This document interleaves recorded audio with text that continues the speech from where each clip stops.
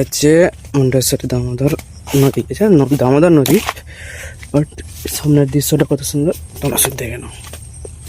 দেখো আমরা নিচে নামছি,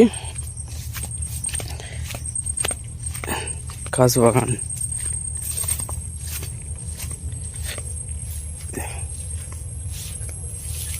দামোদর নদী, এটা সেই দামোদর নদী। তোমাদের এটাই এখন দেখাবো।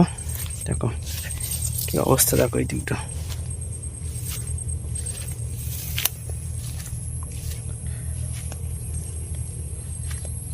কাশ বনে ভর্তি হয়ে গেছে।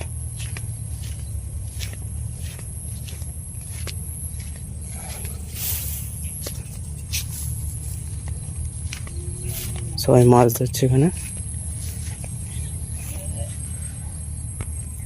এই দেখো নৌকা নিয়ে মাছ ধরছে, নদীটা কত সুন্দর দেখো।